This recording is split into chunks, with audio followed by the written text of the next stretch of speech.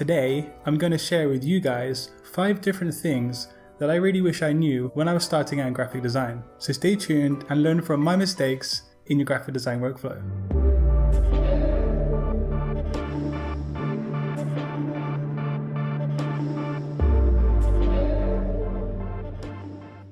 Yo, what is up people? Welcome back to Satori Graphics, the home graphic design content right here on YouTube. Every single Friday on this channel, I'm going to try and make a graphic design related video that's dedicated to the business side of things in this industry. Because yeah, it's all well and good knowing how to use Adobe Illustrator for example, but when you cannot apply those skills to a business setting, they're pretty much useless. So tune in every single Friday and learn a thing or two about graphic design as a business.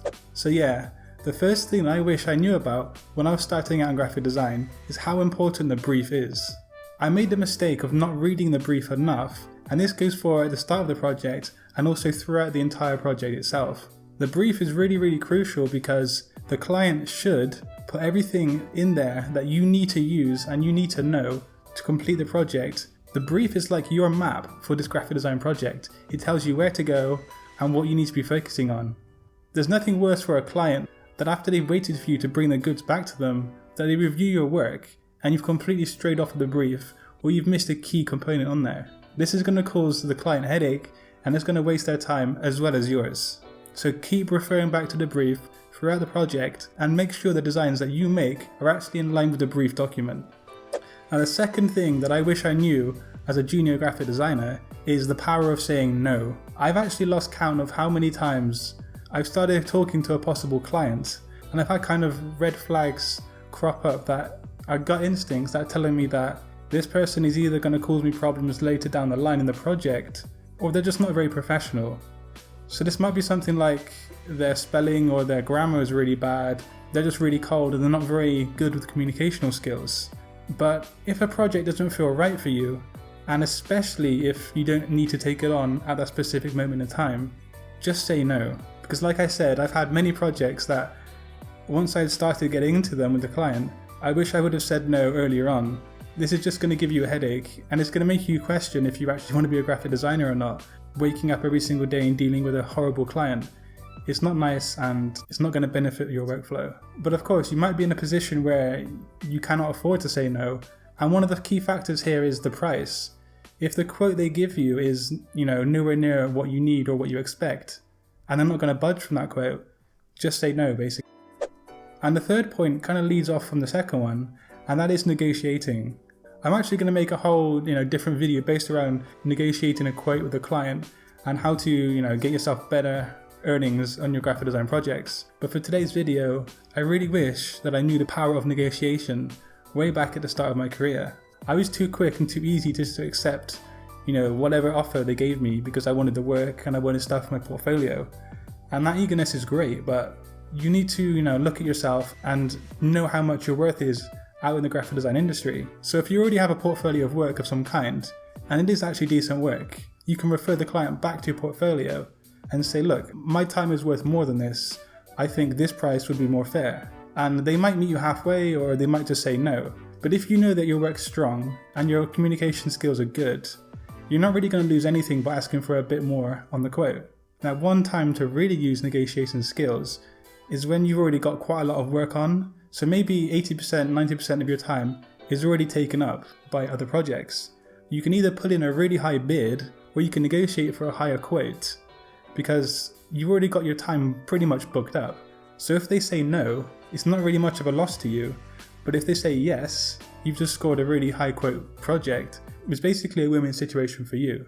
So when you're almost fully booked with your projects, that is a really good time to negotiate with a client or possible client for future work.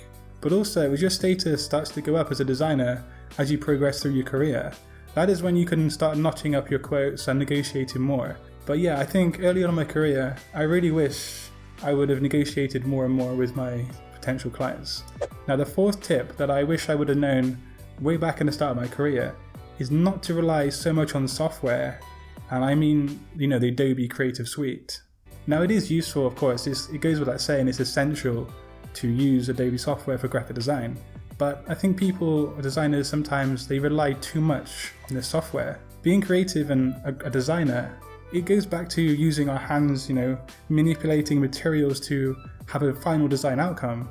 And I think a lot of us have lost touch with that. We just boot up the computer in the morning, jump on it, and start typing and clicking away.